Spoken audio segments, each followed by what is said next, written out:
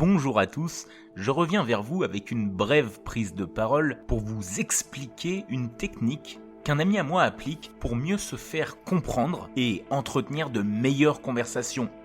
Très prisée des journalistes, elle est pourtant très simple à appliquer au quotidien. Elle vous permettra 1. de mieux intéresser les autres, 2. de rebondir sur des sujets et 3. de clarifier la discussion. Pas plus tard qu'hier, nous discutions avec 2 amis sur la possibilité de l'hyper-personnalisation des journaux de TF1.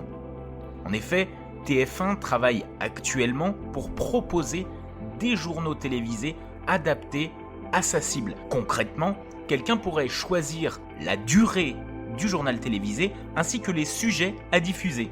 Un des amis du lot, pas très friand d'actualité, n'avait visiblement ni compris l'information, ni compris comment cela pouvait se faire. Comme lui, ça nous arrive à tous d'être dans des discussions et de ne pas tout comprendre. Alors, il a usé d'une méthode simple qu'il reproduit à chaque fois. Il a repris les derniers éléments de la phrase de la personne qui s'y connaissait pour le tourner en question. Ainsi, la personne qui s'y connaît, le spécialiste, sent que quelqu'un s'intéresse à ce qu'il dit et il reformule sa pensée tout en la précisant. On peut dire que c'est tout bénef pour les 2 interlocuteurs.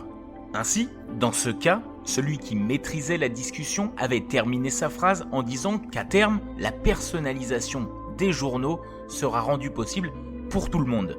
Mon ami qui n'avait pas tout compris à l'information a ainsi dit « Attends, si je te suis, tu es en train de dire que chaque journal sera personnalisé. Mais comment est-ce possible ?»